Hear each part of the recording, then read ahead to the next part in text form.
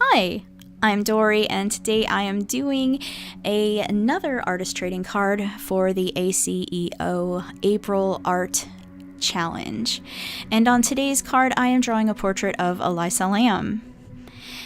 Now, just in case you're not familiar with Elisa Lam or the mystery that surrounds her, I'll just warn you, this is a very dark and very creepy and very sad story. So if you're not into those kinds of stories, this might not be the best video for you. I also do want to say that by making this video, I absolutely do not mean any disrespect to Elisa Lam or to her family. I am really legitimately intrigued by this mystery, and I also feel like the more people who are aware of this story, the more people that are demanding an actual resolution to this story, the more likely it is that her family will actually get this solved, have this mystery solved. Because as it stands right now, the official ruling about what caused Elisa's death, I do not think that it is an accurate solution. I don't think that this is what really happened, and I would like to see this solved. I think Elisa deserves to have her story told, and her family deserves to know what really happened. So yeah, let me go ahead and just give you some of the raw facts about what happened to Elisa, and you guys can tell me what you think in the comments down below, okay? Now, Elisa Lam in 2013 was living in Vancouver, Canada. In February, she went on vacation to California, and she was doing sightseeing. She made many stops along the way. She visited the San Diego Zoo, and when she got to Los Angeles, California, she checked into the historic Cecil Hotel. When she first checked in, she had a roommate that she was sharing a spot with, but the roommate complained about her. What supposedly Elisa was demonstrating weird behavior, and because of that, they moved her to her own room. After that, things kind of went downhill for Elisa.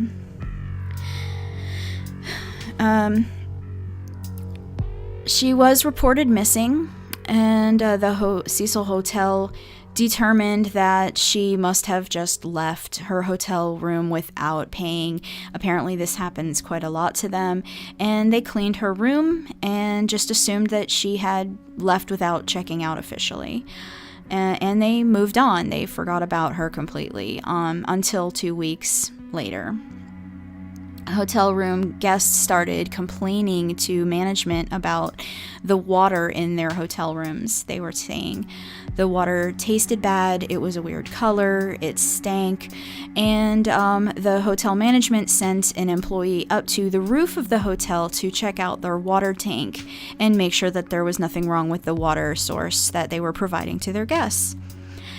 And that is where they found Elisa. Her body was floating in a tank, in the water tank, and it was completely naked. Her clothes were in the tank with her, but they were not on her. Despite being naked, the police did determine that there were no signs of sexual assault. They determined that the clothing had been removed after she was placed in the water tank. She had in her possession her watch and her hotel room key.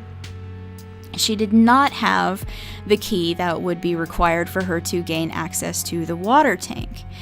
In fact, it is considered humanly impossible for her to have gained access to that water tank on her own. In order to have access, you would have to have an employee pass and an employee key.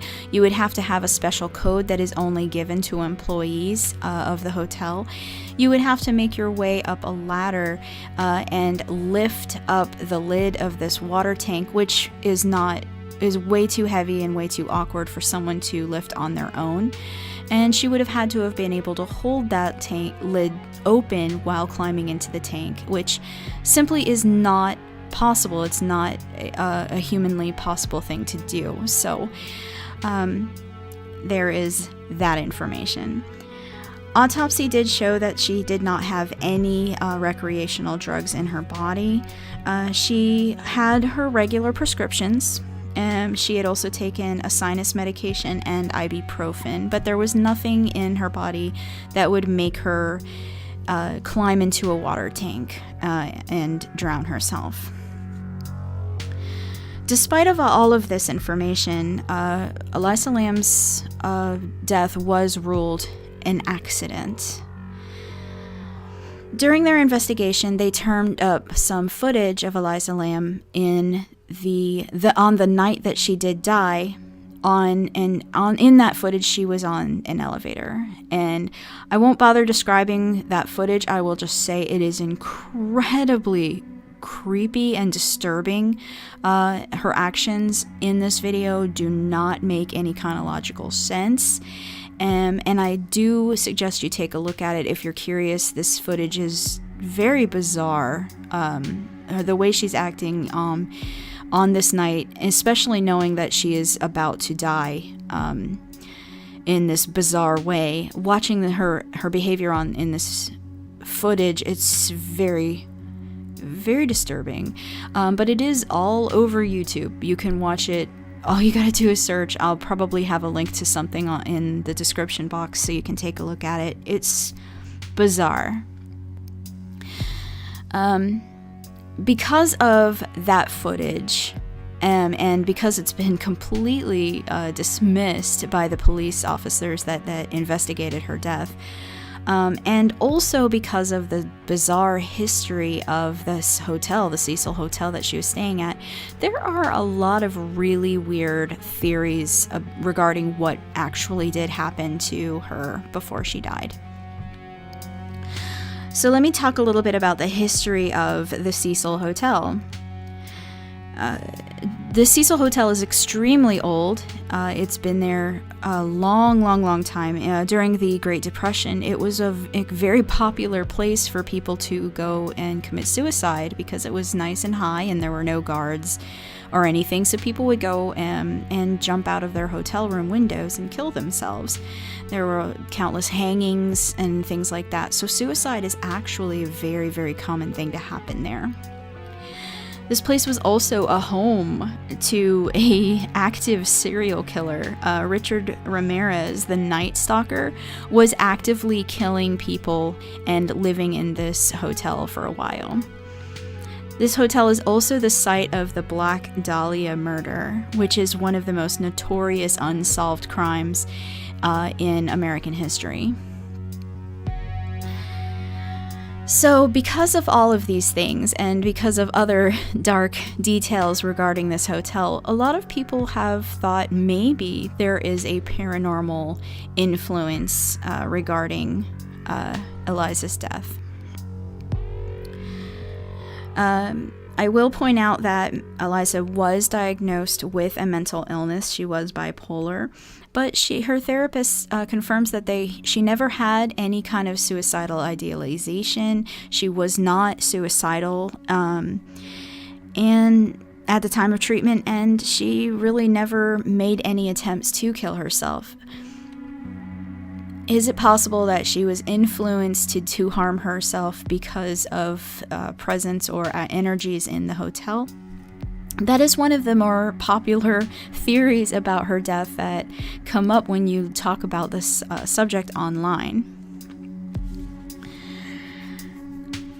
Honestly, I really don't know what happened. When you watch the video of her on the elevator, it almost feels like she's hiding from someone or interacting with somebody. I don't know if she's playing a game with them or if she's trying to hide from them, if that person is someone that she's imagining or someone that only she can see, or if it's someone real because they're out of shot of the camera. It's just an incredibly bizarre case. And it's something that has bothered me. Like I said, this happened in 2013. People have talked about this. The footage is all over YouTube. This is something, it's very old news. So if you have not heard about this case, you probably just aren't into the dark areas of the web like I am. But yeah, it's disturbing, and it's one of those things that I do think about and try to figure out and try to resolve within my own mind. And I really do want to see this case solved. So yeah, definitely tell me what you think in the comments down below. I'm always interested in reading theories about this or hearing about what people think. And yeah. This is kind of something I want to start doing. I want to start doing portraits and artworks that are related to true crime or to genuine paranormal mysteries and things like that. And I'd like to kind of work that in and do kind of creepier videos and things like that when incorporating that into my art. So if this is something that you've enjoyed and you're kind of thinking, hey, this is cool, let me know, because I really do kind of want to make this a thing. Yeah, so I really hope that I've provided a good amount of information for you, and yeah, I look forward to seeing what all of you have to say. Thank you so much for watching. If you like this video, give me a thumbs up, and don't forget to subscribe if you haven't already. You are amazing. I will see you again tomorrow, and yeah. Bye.